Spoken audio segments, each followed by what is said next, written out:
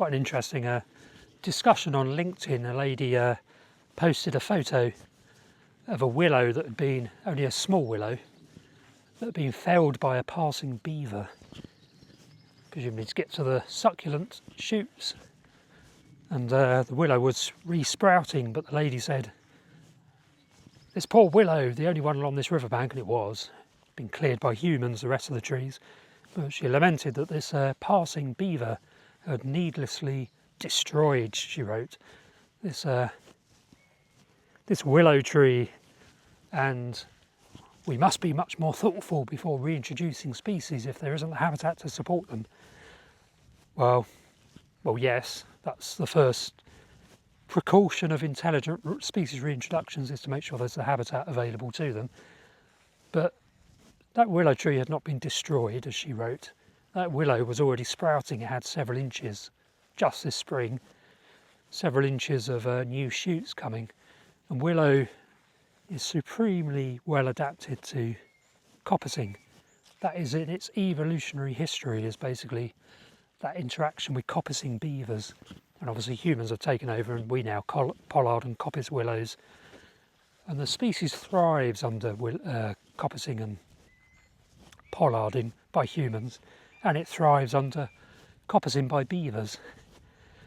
So to suggest that it had been destroyed when it was clearly sprouting and it's clearly supremely well adapted to being coppiced by beavers is just silly.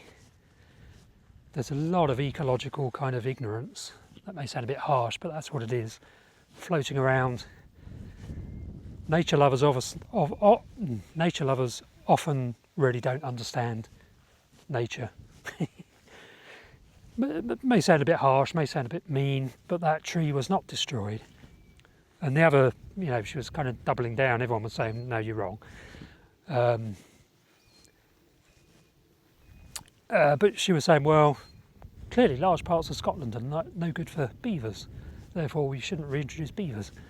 That's completely wrong. That implies that 100% of Scottish rivers must be suitable before bringing back beavers, which is never going to happen, obviously. So it's played in the hands of the nature depleting fraternity, which is mostly humanity, to suggest that everything has to be perfect before you can bring a species back. Beavers, we wouldn't expect beavers to live in every square, not inch, but every kilometre of riverine, riparian habitat will not be suitable for beavers. That's fair enough, but loads of it is. And beavers have a legitimate place in the Scottish countryside and the English and the British countryside, even though not every kilometre of riverine habitat is currently suitable for them. It's an impossible target to achieve 100% suitability before you bring a species back. What you do need to do is to make sure that the factors driving the decline of a species are no longer operating, or you've addressed them, such that the species will be viable and self-sustaining if you reintroduce them. What's that there just flown up? It is a goldfinch. Surprise, surprise. So yeah, no species reintroduction project would aspire for 100% of the land area to be suitable, but it would aspire, or not aspire, it would make sure that the factors driving the declines have been addressed such that a viable population, self-sustaining population, hopefully an increasing population that can recolonise the wider environment, is there and in place. You don't want to introduce a species that cannot sustain itself because the habitat is unsuitable.